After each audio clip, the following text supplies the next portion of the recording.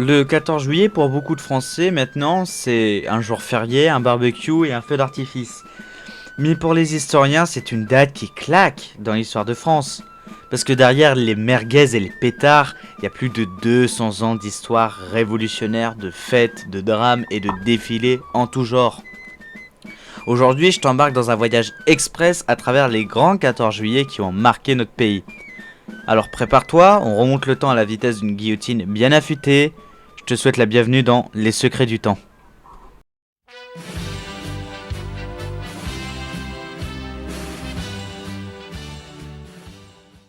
Alors comme tu peux le voir sur cette magnifique frise chronologique, dans cette vidéo, on va évoquer 6 14 juillet majeurs de l'histoire de France.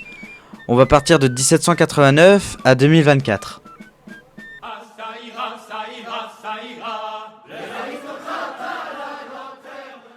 Nous sommes à Paris, en été 1789. Le peuple est affamé, le prix du pain explose, la colère gronde dans la capitale. Et que fait la monarchie ? Absolument rien. Alors les Parisiens décident de prendre leur destin entre leurs mains. Direction la Bastille, vieille forteresse devenue le symbole du pouvoir tyrannique. Le but ? Récupérer des armes et dire à la monarchie « on en a marre ». Résultat, une forteresse prise, des prisonniers libérés, même si bon, il n'y en avait que 7 entre nous, mais quand même. Et surtout, un message envoyé à toute l'Europe, la Révolution française est lancée. C'est l'acte de naissance du droit à l'insurrection. Et comme ça marche bien, ça sera commémoré chaque année ou presque. Parfois avec une petite guillotine en bonus. Alors maintenant on est le 14 juillet 1790. Et un an plus tard on se demande qu'est-ce qu'on fait. Parce qu'on se dit que se taper dessus, ça fatigue.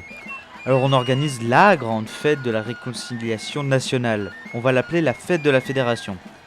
Alors imagine-toi, 100 000 fédérés venus de tout le pays, dans une ambiance un peu de kermesse géante sur le champ de Mars, et au milieu de tout le monde, Louis XVI qui jure fidélité à la nation. Oui, lui-même encore debout à ce moment-là. Et devinez qui anime le tout ? Lafayette, le héros franco-américain. L'idée c'est d'unir le roi, la révolution et le peuple. Bon, spoiler, ça va vite tourner au vinaigre, mais au moins on a eu notre première fête nationale démocratique avant que tout parte en vrille.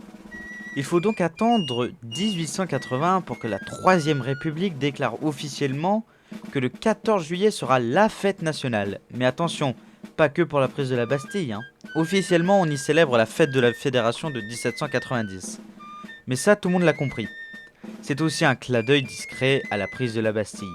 Comme ça, tout le monde est content. Les républicains, les révolutionnaires de l'âme et les modérés qui aiment les défilés militaires et les bals populaires. C'est la naissance du combo gagnant, défilé, feux d'artifice, accordéon et baloche jusqu'au bout de la nuit. Nous sommes le 14 juillet 1919, la première guerre mondiale est terminée, la France est livide, mais la République tient bon. Pour marquer le coup, on organise un immense défilé de la victoire sur les Champs-Élysées.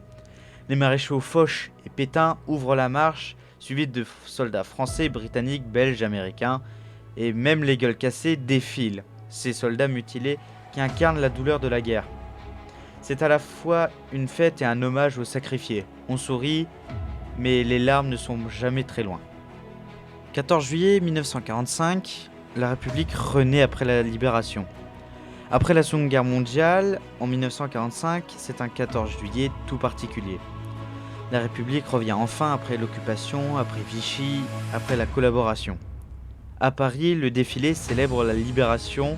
Résistants, forces françaises libres, alliés défilent ensemble. C'est la République qui dit « Je suis toujours là, je reviens plus forte ». Ce 14 juillet-là, c'est un peu comme une renaissance, et surtout un message. Plus jamais ça. Enfin, jusqu'à la prochaine crise. Mais vous savez, l'histoire n'est pas toujours joyeuse. Le 14 juillet 2016, à Nice, alors que tout le monde admire ce magnifique feu d'artifice dans le ciel, un camion fou fonce sur la foule, faisant 86 morts et des centaines de blessés. C'était l'horreur absolue. Cet attentat transforme le jour de fête en un jour de deuil. Depuis chaque 14 juillet, il y a une pensée pour Nice. Et ça rappelle que même nos symboles de liberté et de joie peuvent être visés. Mais ça ne nous empêchera jamais de continuer à fêter ensemble en mémoire des victimes pour ne pas céder à la peur. Aujourd'hui, le 14 juillet a évolué. Il y a toujours les défilés militaires, les feux d'artifice et les balles populaires, mais depuis peu, on met aussi à l'honneur les métiers du soin, les enseignants, les pompiers, les services publics. Un hommage à celles et ceux qui tiennent la République debout au quotidien, parce que soyons honnêtes, sans les soignants, les pompiers et les profs, la République aurait déjà fait un burn-out. En conclusion, voilà pourquoi le 14 juillet c'est bien plus qu'un jour férié.